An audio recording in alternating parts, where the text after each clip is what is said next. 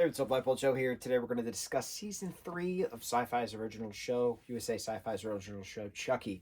So we start out, first two episodes are many months later, September, October-ish, after the events of the Christmas Eve massacre of Chucky decimating um, Caroline and, oh my god, why am I forgetting her name? Okay, this is horrifyingly embarrassing. You have Jake, you have Devin, you have blonde female actress who played a younger Dolly Parton back in the day, whose sister is Caroline.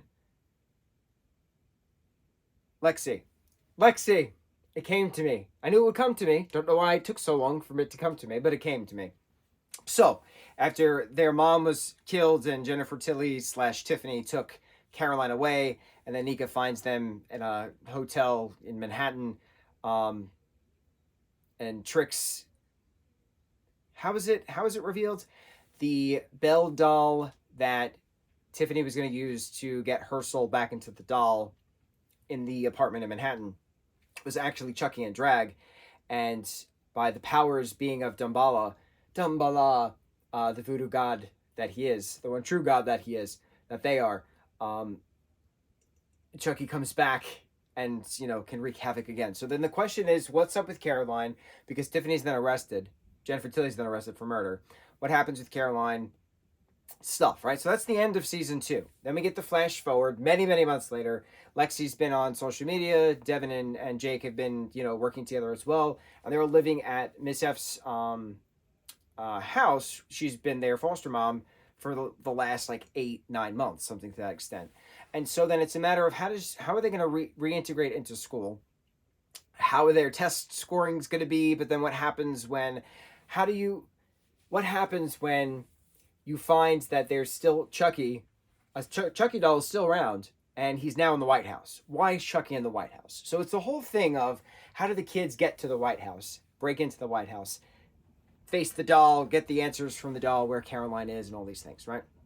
So it's the first 2 episodes. Third episode is the behind the scenes of what happens right after Chucky and Caroline are left in the apartment. Well, Chucky and Caroline are roaming through Manhattan, getting chased by Nika, and then Chucky then goes on a killing spree in order to appease Damballa because he's getting sick and he needs to know, how to betterment himself. But because he dabbled in some Christian magic, aka the exorcism that failed in the second season, it was a matter of how do you appease the god Damballa to get back into his graces so that way he does not have to age and nor die.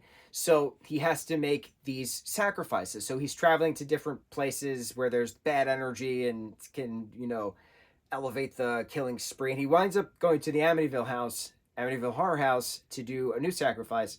And it was just very interesting because I live on Long Island, and I'm 2 cities away from Amityville, and I know the house quite well. I drive past it all the time. When I have to get to Dave and Buster's, I pass the house all the time.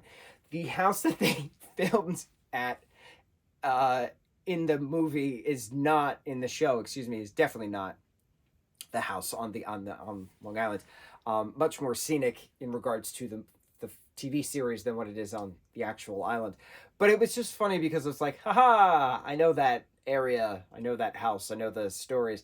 But it was neat getting a little history on it because Caroline is why are we here? What's so special about this house? And it gives the history of what was so special and how, certain things happened and one family member destroyed the rest in a horrible means of, claiming to hear spirits. It was very interesting. It was very well done. It was a fun throw in some history kind of a thing along the way, which I didn't expect, so that was neat. As the story progresses, we get a lot of scenes of White House individuals. The Carmichael family, the oldest son Grant, his younger son Henry, and then his now new Chucky doll, who's named Joseph, who happens to be at his late brother Joseph, who passed away from cancer, at the cemetery. And so that's how then Chucky gets into the White House. And then the matter is, why is Chucky getting into the White House? Well, he realizes, after speaking with Caroline for many things, trying to train her to be his protege, that more people have died within the White House, not just physically in regards to like certain presidents have died there, and certain spouses and relatives of friends of presidents have died there, but like the decisions that have killed the most people around the world have happened in the White House. So therefore, it's evil incarnate by itself, which was a good theory in regards to talking it out. War is bad and war is just profiteering, and majority of America ruling because of war. The decisions are made in that particular building. So it was very interesting getting that new perspective. I liked it. I liked that presidency. I liked Devon Sawa's character being a president. I liked Devon Sawa then playing his double, his lookalike. I liked Devon Sawa then coming back as Jake's dad. He played 3 different characters in this one season. It was wonderful. A lot of this then was also taking place in the White House. Jake and Devon and Lexi then become friends with Grant, the teenage son, get their invites. There's another Halloween massacre. There's stuff happens, but then it's just a matter of how do they get the information out of Chucky. That's the purpose of them being there, to get the information out of Chucky, to find Caroline, and to end this once and for all. So while this White House stuff is happening, and Grant was a wonderful character to add. He was very Devin Bostick-y, very Roderick Heffley-y. If you wore a loaded diaper shirt and had some, he had black eyeliner on during the Halloween scene. You could not tell him apart from a Roderick Heffley character. It was wonderful. Loved it. So Tiffany, aka Jennifer Tilly, convicted of murder, on death row. So she has a lot of prison stuff going on about prepping for an execution, but using voodoo and getting some guards to be on her side and things of that nature. How does she stay the execution? How does she not be executed? And there was a whole wonderful Final Destination title of episode 8 where Jake is getting an injection to stop his heart so he can cross into the spirit world and fight Chucky, because there's a whole atomic bomb scene and Chucky then fades away, and he's actually dies, and because he has no more magic, he has no more spirituality of Damballa anymore, because Damballa took the powers away from him. So then Chucky's in the afterlife, but they still need to get the information. So then Jake volunteers with CIA stuff going on to cross over for 5 minutes, use this special serum. So there was a beautiful mirror scene of Jennifer Tilly getting an injection in regards to execution, supposed to, and then Jake getting an execution in regards to temporary execution to get him to the spirit realm. The prison stuff happens, there's the jailbreak, she lives, Nika freaks out, all that wonderful stuff. It was great. And then Jake is facing the different Chucky versions we've seen throughout the seasons, season 1, 2, and 3. We get the different younger Chucky, you get younger Charles, older Charles, etc. It was wonderful seeing then Jake confront good Chucky. It was really interesting having then Jake forgive his father in the afterlife. It was a wonderful conversation piece of what deems forgiveness, who is worthy of forgiveness, what's sacrifice, what's the betterment. It's a we, not me movement. It was just, Dan Mancini is just an incredible human being to begin with, incredible talent, incredible artist. So to have him continue on with this we, not me in a horror series, it's just wonderful. Chucky's been around since the 80s, and to have him still prevalent 40 some odd years later, almost 40 some odd years later, 35 and counting years later, it's just really cool. So I'm very curious where the series is going to go. I'm very curious because Dan wants to do a lot more movies as well. I love that they're all connected. I love that the timeline is all corresponding to each other. There's some little blips here and there, but they kind of like make up for themselves. I really wish Gigi was in this. Gigi's a wonderful character. They mentioned them a lot, so that was neat. But having Jake come back from the spirit world as Chucky, that was cool. I did not expect that voice to come out of Zachary Arthur. That was pretty neat. I don't know, man. I wanted more security guards at the White House, to be completely honest, because like that is a locked down situation. For the White House to be burning at the end, it seemed very unlikely. That's my only not realistic aspect. Despite the fact that this is all about voodoo and spirit hopping and a spirit world, which we go into the spirit realm and have a full multiple scenes in the spirit realm.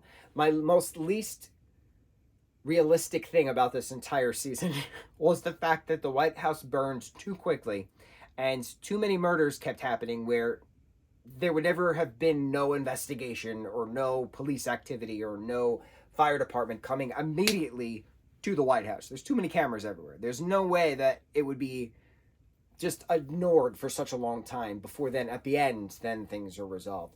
My one concern of the entirety of season 3, 8 episodes long with the gap in between, we did a 4, they had a break, then they did a 4, is that there was not enough staff at the White House.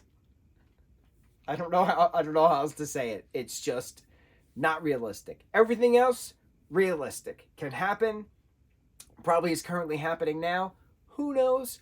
I also liked at the end specifically where Chucky gets into the prototype Chucky doll from Wendell, the doll creator, and then Tiffany gets back into, after escaping prison, into the prototype Belle doll. So then what happens next? Now that there's no more dolls, what happens next? And then the fact that the three amigos, the three kids, Lexi, Devin, and Jake, are now dolls at Wendell's house, spirit transported thanks to voodoo. And now Nika's there. Like, what happens next? I want a season 4 announced. I want it to be filmed immediately because the kids are getting old. What more could they do, man? It's just very interesting as well because the entirety of the, 7 films, 3 seasons of a TV series revolves around voodoo and this god Damballa. So I never thought, because these are slasher horror films, right? But they're not, because they have like actual life things around, like throughout the plots, throughout the character development as well. Character development was super strong with in regards to this. I never thought we'd get to the spirit realm in a Chucky film, in a Chucky series. I never thought that. But then in hindsight, the entirety of the shows, based on the very first film, continuing on the story from the very first film, is about transferring your soul into a vessel with the help of a voodoo god. It's all spirit stuff. It just never dawned on me that eventually we would get to the spirit world. So that was a neat surprise because I didn't expect it. It's very rare to have 7 films, 3 TV series continuing the same exact story for many decades, and it still surprises me. Bro, I love this franchise. This is an incredible, well-crafted, well-written franchise. I am very excited to see what happens next. Very excited to see what happens with the kids who are now dolls. What happens next? Is Caroline actually going to be the protege? Is Caroline going to be the one to end it all? I would have liked Alex Vincent in this back as Andy some more, along with Kyle. They just had like a quick little dream sequence where Chucky was like dreaming of like unaliving them. That was really it. But like, that was it. Everything else was awesome.